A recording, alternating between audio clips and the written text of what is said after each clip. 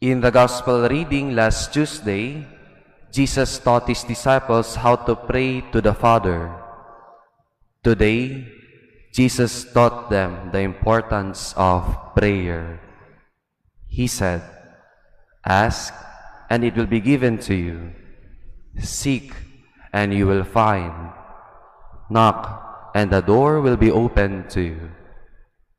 Question: bakit ka nagdadasal? May kailangan ka ba sa Diyos?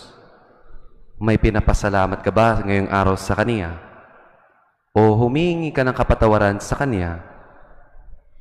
Bakit ka nagdadasal? What is the purpose of your praying? Why do you pray to God? Siguro napakaraming dasal ang pinapakinggan ng Diyos araw-araw.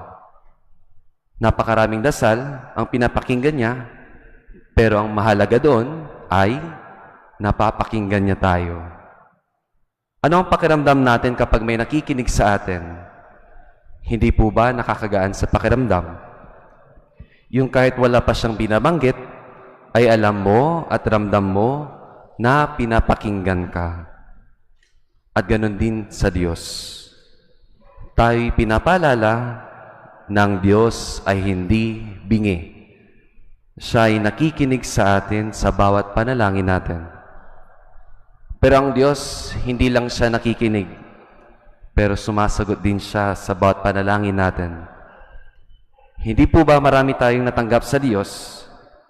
At itong mga nasagot sa atin ng Diyos sa bawat panalangin natin, ay ito'y isang palatandaan na siya'y nakikinig at siya'y sumasagot.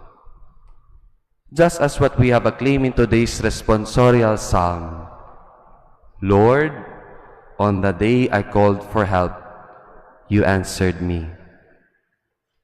Padre Pio said, "Pray, hope, and don't worry." Manalangin, umasa, at huwag mag-alala. Bakit?